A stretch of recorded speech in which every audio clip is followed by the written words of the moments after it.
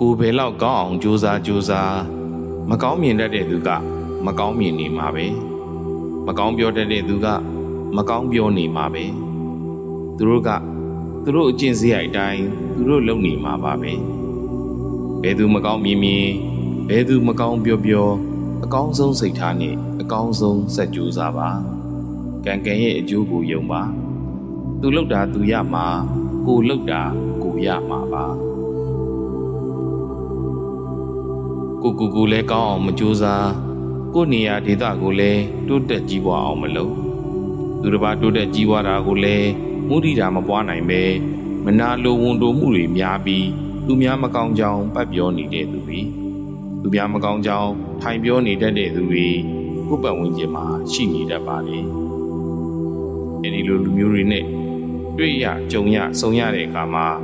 မသိသလိုနေပြီးဥပိ္ပခာပွားလိုက်ပါသူစေတနာကသူ့ကိုအကျိုးပေးပါလိမ့်မယ်ဘယ်သူကောင်းကောင်းမကောင်းကောင်းကိုကောင်းအောင်သာကြိုးစားပါကိုကောင်းဖို့သာအဓိကပါ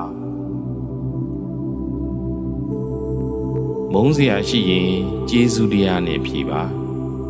တေချာပြန်ဆန်းစစ်ကြည့်ရင်သူ့ကျေးဇူးကိုကျေးဇူးအပြန်အလှန်ရှိခဲ့ကြတာပါပဲသူကျေးဇူးတွေပြန်တွေးကြည့်ရင်သူ့ကြောင့်ကို့မှာအကျိုးတွေဖြစ်ထွန်းခဲ့တာပဲကိုကျေးဇူးတွေပြန်တွေးကြည့်ရင်လည်းကိုကြောင့်သူ့မှာအကျိုးတွေဖြစ်ထွန်းခဲ့တာပါပဲကိုပဲကျေးဇူးရှင်ထင်နေရင်သူတစ်ပါးအပေါ်အပြစ်တွေမြင်ပြီးအမုန်းတွေဝင်နေတတ်ပါတယ်အမုန်းတွေကပူလောင်လှပါတယ်မုန်းသူကိုလည်းပူလောင်သလိုအမုန်းခံရသူကိုလည်းပူလောင်စေပါတယ်ဒါကြောင့်ဘယ်သူကိုမှဘာအကြောင်းကြောင့်နဲ့မှဘယ်တော့မှမမုန်းလိုက်ပါနဲ့မုန်းစရာတွေတွေးမိရင်ကျေးဇူးတရားလေးတွေပြန်တွေးလို့ဖြည့်သိမ့်လိုက်ပါချက်ချင်းချမ်းသာရပါလိမ့်မယ်ငါကျေးဇူးကိုမသိတတ်ကြဘူးလို့ပြောမိရင်တွေးမိရင်ငါတော်တော်ညံ့သေးတယ်လို့မှတ်ပါတချို့တွေကကျေးဇူးကိုပန်းပြသူတစ်ပါးဘဝကိုလှုပ်မရအောင်တုံ့နှောင်ထားကြတယ်တချို့တွေကလူရှိသူရှိသူ့ကျေးဇူးတွေချပြလို့တခြားသူကိုထိုးနှက်ကြတယ်တချို့တွေကကျေးဇူးတွေပန်းပြအထုပ်တွေဖြီးချကြတယ်တချို့တွေကချီနှောင်လိုမှုနဲ့ကျေးဇူးတွေပြုကြတယ်တချို့တွေကကြွေးတောင်းသလိုကျေးဇူးတွေကိုပြန်တောင်းကြတယ်တချို့ကျေးဇူးတွေဆိုတဘွားလုံးဆက်လို့တော့မကုန်နိုင်အောင်ပါပဲတကယ်တော့ကျေးဇူးလို့ပြောလိုက်တာနဲ့အပြန်အလှန်အကျိုးရှိပြီးသားပါတယောက်နဲ့တယောက်ကျေးဇူးပြုလိုက်တဲ့အချိန်မှာပဲ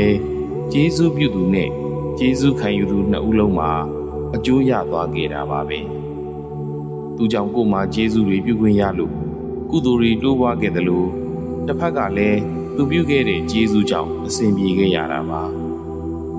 ကျေးဇူးပြုလိုက်ပြီးဆိုကြတဲ့ကအပြန်အလှန်အကျိုးရပြီးသားပါကျေးဇူးအကျိုးထက်အဲ့ဒီကျေးဇူးအတွက်အမျက်ကိုမျှော်နေသူတွေဟာ